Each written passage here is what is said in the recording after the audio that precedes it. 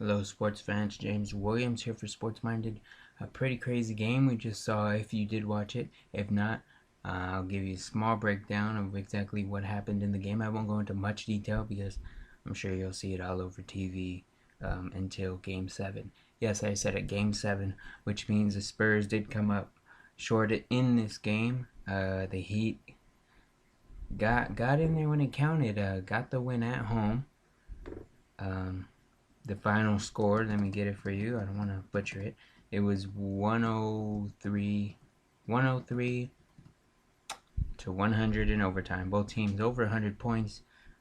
3 points was the difference maker. I don't think this was the reason for it, or maybe it was. I don't remember off the top of my head, but Ray Allen with that clutch free 3-point shot. Who better to take a 3-point shot than Ray Allen to give them that boost that they needed? And that really kind of put the game in their favor. The Spurs had a few chances at the end, came up short. For as much as Chris Bosh is going to be taking a lot of criticism, and that he was going to be taking, he kind of made up for it, I guess you can say, with that final block shot he had at the end of Danny Green. Speaking of Danny Green, only had one shot in the whole game. This guy was being talked about going into this game, Game 6 that is, as possibly being the Finals MVP. So now we don't even know who the final MVP is because after only getting one shot, not really being a factor, who knows? But as I mentioned before, this game will be going into a Game 7.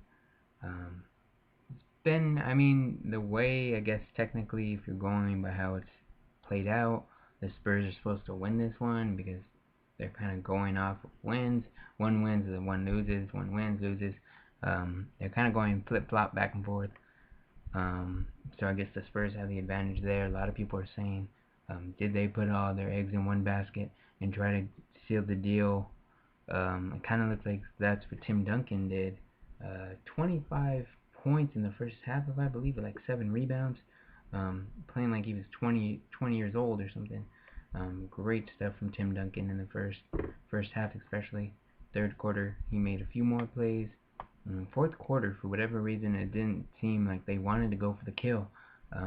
They didn't want to get the win for whatever. I mean, it's not that they didn't want to get the win, but they didn't have a score out there, much like Magic Johnson was saying after the game. They didn't really have a score out there, and I mean, Tim Duncan didn't even score in the fourth quarter or overtime. Mono Ginobili made a few bad plays down the stretch. You had a few people missing free throws. Kawhi Leonard. You had Mono Ginobili. I mean, they got under the pressure. I mean, let's see what's going on the Facebook page, facebook.com/sportsminded. I asked a few people who they thought won, whose fault more or less was it for the game, how it was decided, who won the game. Did the Heat win the game or did the Spurs lose the game? So I asked that question, and I got 10 responses. So let's see. We had Kyle Fuller saying the Spurs lost the game. You have, hold on one second, Facebook wants to be stupid. You have Richard saying the Spurs lost as well. You have Marcus saying the Spurs lost. Kevin is saying we blew it, which I mean, I guess he's talking about the Spurs. He said if we blew it, we needed one more rebound and it was over. I guess he was talking about the Spurs there. Someone said the replacement refs won. Wrong league. That was from Harper. That's his last name. I'm not even going to try and say his first name. Salvador said Leonard makes the free throws and it's over, which is partially true, but you can't put it all on one player or one part of the game. I guess, I mean, you can, but it's kind of the cheap way out. Chris Lee said the Spurs choked. Some people are saying the Heat won. This free throws and not rebounding cost the coach the game. It cost the Spurs the game, excuse me. Spurs lost. Got to make free throws, and I'm a Heat fan. Well, at least Robert admitted he was a Heat fan, but I mean, there's still nothing wrong really with what he said. I guess they're kind of right. The Spurs gave the game away. From what they were saying after the game was that the trophy was right there, being ready. They were ready setting up the ceremony. It looked like the Heat had won. No, the Spurs had won. I even posted something on Twitter. After it kind of looked like there was like 30 seconds left in the fourth quarter. Um, and it looked like the Heat were gonna lose, and LeBron James, I was like, why are you? He looked like he was ready to cry in a way, because whether he thought it was over or it was a more aggressive face than I thought. Maybe it was just a determined face, but I took it as an emotional face, as if he was feeling sad or down on himself, like it was over. And so I tweeted. I said, "Why are you looking all sad when the game isn't over until it's over?" And they came back and won the game. So I'm just kind of rambling on, I guess. But there you go. You gotta play all the way through. A lot of people are gonna be blaming the coach Popovich for his decisions when he had Tony Parker in, out, Duncan in and out at the right times. Um, a lot of people are gonna say LeBron James did it. They're gonna talk about the headband and whether he should play with it or not for the next game. Whatever. It's gonna come down to what happens in Game 7. It's a one-game series now.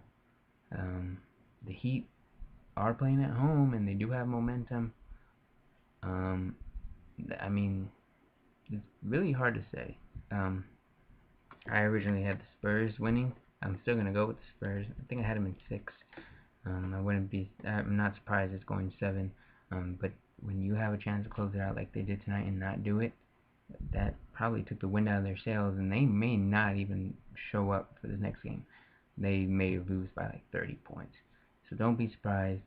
But a lot of people are just hoping for a good game. We'll see where it goes. Let me know what you guys think down below in the comments. Did the Heat win this game? Or did the Spurs lose this game? And who do you think will win Game 7? Give a score prediction as well. We'll have a lot of more stories and news up for you guys on sportsmindednews.com. That is the official website here for us. Please don't forget to subscribe to the channel. I'm just going to go off of a few quick notes that I'm just going to remember off the top of my head from earlier today, since I already have a camera on and the picture's not looking like it'll be all that good, but whatever. Rob Gronkowski, I'm totally saying that wrong, I think. Anyway, there was a lot of news with the tight ends on the New England Patriots today. You had Gronk, who was getting his like 5th or 6th surgery of the offseason. This one on his back. He had a previous back injury in college at at the University of Arizona, but he's had 3 or 4 forearm surgeries. He had an infection or something after his original surgery on it for breaking it or something during one of the games. So you had that, but then you're also hearing Aaron Hernandez, the other top tight end there of that pair, that are both very important to that offense, is found himself in the middle of not a suicide, but a homicide probe. I mean, it's kind of hard to really read into all that, but that's what's going around. So for a team that's on the lowdown with a lot of the stuff in the media, they don't want a lot of it getting out. They seem to have a lot going on, especially, and I don't know how Tom Brady. I want to hear what Tom Brady has to say about all this, and how it will affect what they're doing. I know for most teams, minicamp just started, if not for all the teams in the NFL today. So that's something to look forward to. I'm not going to talk much about the Hernandez thing because I don't know much about it, and I'm not going to sit here and say this, or that. But apparently he's not a suspect, but he's someone who knows one of the people involved or something. Some other news is Lionel Hollins has went for a second interview. No, excuse me on that. Alvin Gentry, a former Suns head coach, has went for a second interview with the Grizzlies, so he's looking like the favorite for them right now. You also have, speaking of coaching and Lionel Hollins and Brian Shaw are probably back in the mix for the Los Angeles Clippers job. We've had some articles on the site and whatnot. There was a whole talk of the Clippers and the Celtics making this trade to bring Doc Rivers and Kevin Garnett over. Doesn't look like that's going to happen.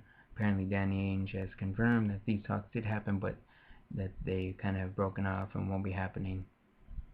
So that's kind of out the window. Doc Rivers seems not to be coming, but then again, until the Clippers have hired a new coach, don't roll this out completely. everything. This happens all the time where things say they're done and then things happen again. So don't be surprised. But as of right now, it's over with. We do have a Game 7 coming up on Thursday, as I mentioned, with the Spurs and the Heat at the Miami Heat's home arena. Speaking of the playoffs, you do have the hockey taking place tomorrow, I believe. That will be in Boston again. It will be the Boston Bruins and the Chicago Blackhawks. We'll keep you updated with that and when that game takes place. It was a 2-0 victory yesterday, I believe, for the Bruins at home. So they have the 2-1 lead in that series. Game 4 will be tomorrow. So we'll keep you updated with that and more. Like us on Facebook, facebook.com/sportsminded, as I mentioned before. The website, sportsmindednews.com, and also the Twitter at sports_minded, excuse me. So you can check us out there. We have all these links below, so don't worry about having to write them down. It'll all be there for you. Have a nice day. Thank you guys for watching. And I'll see you guys later. Don't forget to check out the website and subscribe to this channel as well.